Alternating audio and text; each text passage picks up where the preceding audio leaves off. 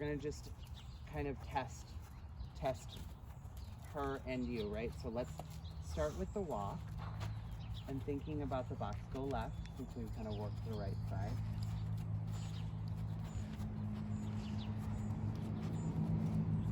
So look, she has the ability to be like a bad Western pleasure horse. You know, like not that she is, but like she'll go around like, I'm gonna say like a bad hunter. You know what I mean? Like she'll go around head down, like doing her thing, being a good girl. But like I think she also has the ability to look fabulous, right? So like here she's really good in her neck and her back. And so if you build her up, I think she will look really, really good. There we go. And play with the size of the walk. So let's start with that. When you get on, you're like, let her cruise around, do her like hunter, bad Western pleasure, you know, stretching out, doing her thing, and then start putting her together, right? Make her look a little fancy, like as if you're gonna go into your dressage test for your 3-day event. And so you would just slowly warm her up, like, yep, and then change direction. You could even do a figure 8 in your walk warm-ups, so that you're getting her to bend a little bit more and she gets to be on both sides of the bridle and your leg. So a little bit of flexion here, and give her a kick. If she does not listen to your legs, like this is non-negotiable. Kick her into the outside range. Think about that. There you go, really good. Okay, a little bit of flexion to the inside, like she's just like, come on, bring her head to the inside. Bring your right hand towards me, towards me, towards me, even more, even more, even more, towards me. Pull it towards me, like not back, to the opening. There you go. And then good, and then good. Yeah, there you go. It's okay. Good. And then slower walk down again.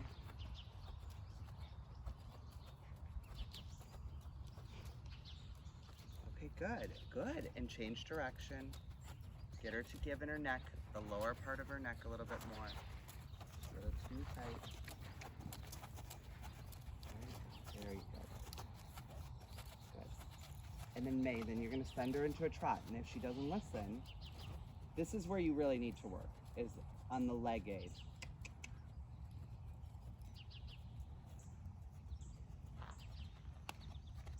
Yeah, okay, downward transition again. Good, look at her neck, so good.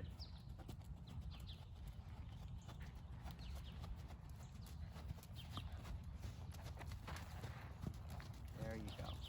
And then come across the diagonal, look up. Good job, good job. Don't change anything.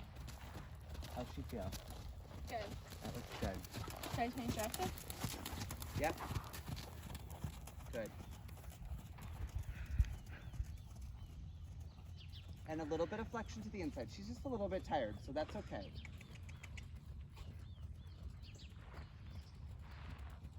Good. And a little bit of flexion to the inside. Bring your hand towards me. Okay, this is better. This is better. And downward transition.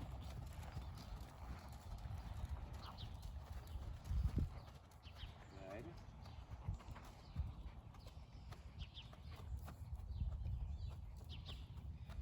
Good. Good. Good. Good. And you can do some small circles, like when you're kind of practicing on your own, small circle, but really think about this inside leg reaching to your outside range. Good.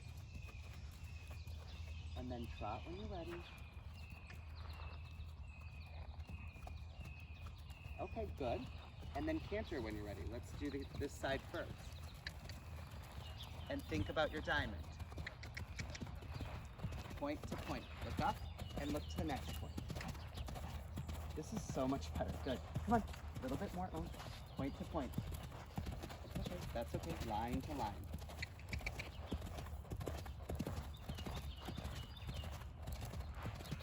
Good. That's okay. That's okay. Does she have a change? Yeah. All right. Okay, well that's good. Point to point, point to point. Look up. And actually that was good, May, because that tells you your outside leg. Come on.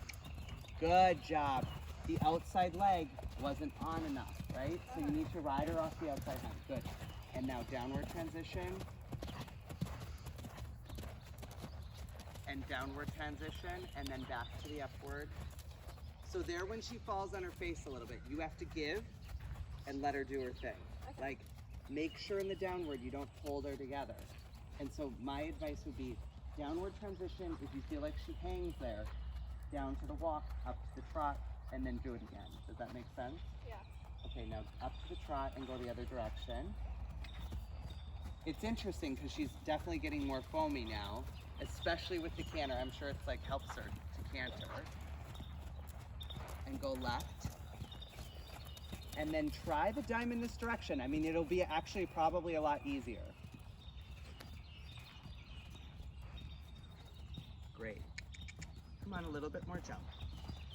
Okay, look up, point to point. Come on, a little bit more canter this time. Come on. Good, good, good, good. How's that feel? Really good. Yep, point to point. Look, turn, outside leg on, turn. Outside leg turns, outside leg turns, outside leg turns. Outside leg turns, inside leg bends.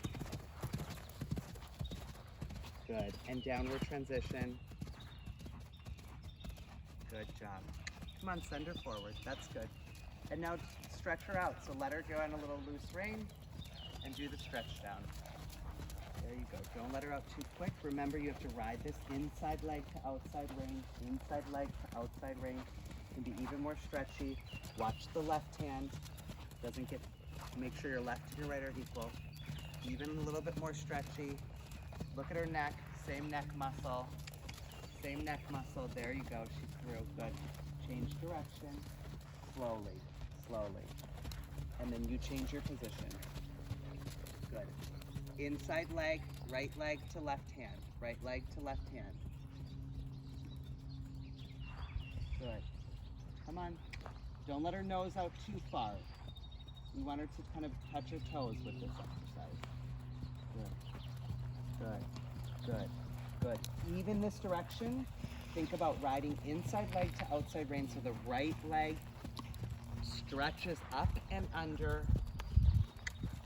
So you need to probably ride this with a little bit of right flexion and a little bit of left outside leg back so that she kind of bends into the outside. So she bends around the inside leg bends around your inside leg, but you hold her so the hind legs don't fly out to the outside with the outside leg. Does that make sense, May?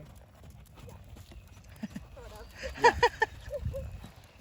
Good, good, good, good. Really good. And again across the diagonal. Come on, supple, supple. Yep. Change direction.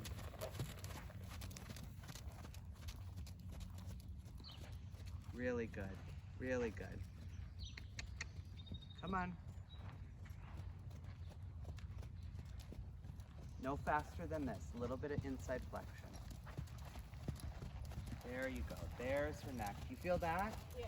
That's the frame she's doing. A little bit lower. A little bit lower. A little bit. There you go. There you go. There you go. Good. And a little bit. There we go.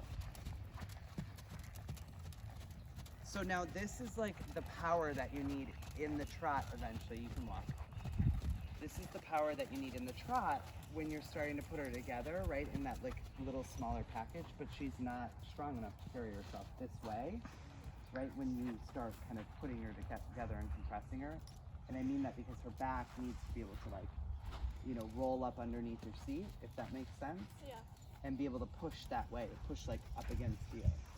So, but you'll get there because at the end of the day, you just need to be able to build that carrying power like she has through the transitions.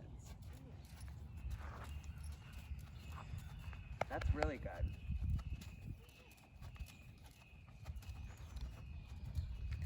Good work. All right, so you have your homework cut out for you. Yes, that's for sure. But I think a couple things, so let's break it down. So stretch her in the beginning, then play with the walk, right? Don't be very clear about how big and how small you want the walk in the warm-up, and make sure she's giving in her neck, right? I think like, I wouldn't go too crazy because you don't want to make the walk too lateral. Right. So you want to probably do that just a little bit, just to make sure she's on your aids, and then start the trot transitions. Up, down, up, down. Okay, is she listening? Is she on my aids? If she's not, then we're not moving on, right?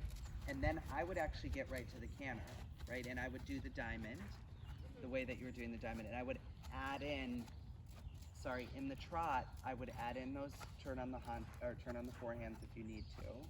Same in the walk. Okay. That's just a tool for you to use. Then I get to the canter with the diamond. And then once you've done the diamond, then you can kind of play with the other stuff. Go back down and play with some of the, some of the trot transitions, etc.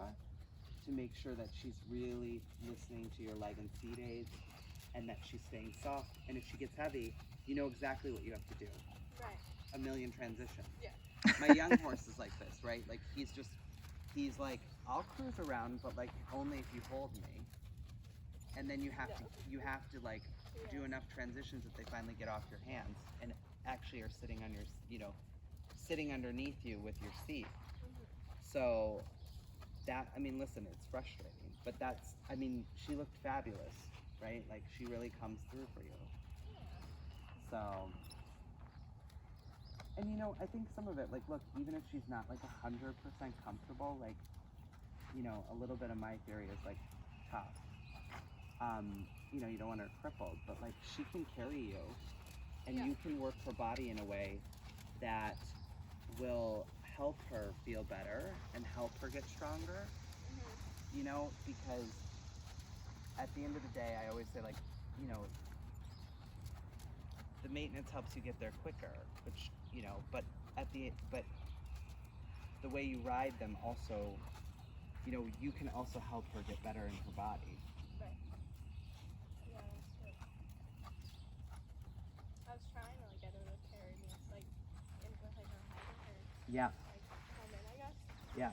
And I literally couldn't, because then she would just take my reins, and I'd be like, no. Okay, so if she does that, because listen, she's like a redheaded mare, so they're like, they can be piggy. Yeah. So like, you just need to do all those transitions, and she needs to listen to your leg.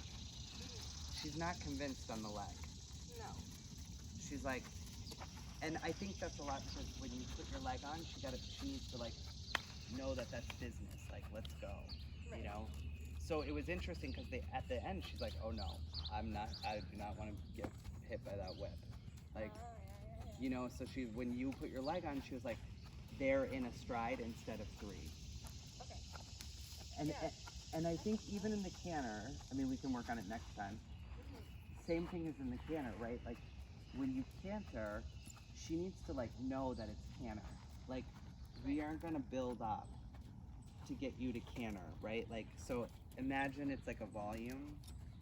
When she canters, it should be like, you should feel like you can have a 10 canter. Like it's like you could have a gallop out of that transition if you needed to. And so one of the ways that you can kind of help train that, but like I would just work on the balance right now is, you come out of the canter and you say like, you keep asking her to canter 3 times out of the transition, like outside leg back, outside leg back, outside leg back, because you need her to like go, like you need her to go like she's gonna go cross country. But it's then what you do with that go, which is actually a little bit of the diamond. So like just practice those diamonds. And if it feels like she's losing steam, well then you didn't have enough going into the exercise. Just like if you were going to a jump. Like what would you do if they're, like, that's why I think this is a really good visual for you. Each of these points are a jump. So what would you do at each of those points if she felt like she wasn't gonna jump? You kick her, you go. Yeah. Yeah. And that's how you need to ride that diamond, is the same way. It's point to point, straight line to straight line. Not that you want her overly straight, but visualizing a jump at each point is going to make you have a better quality of canter. And also she needs that impulsion to be able to bend through her body. Okay. Listen, I'm giving you a lot of stuff, but Yeah, but it's good because I feel the difference. good, So good. it's actually quite relieving. Yeah. Quite a, Listen, I think you got her hot enough, but not like yeah. crazy.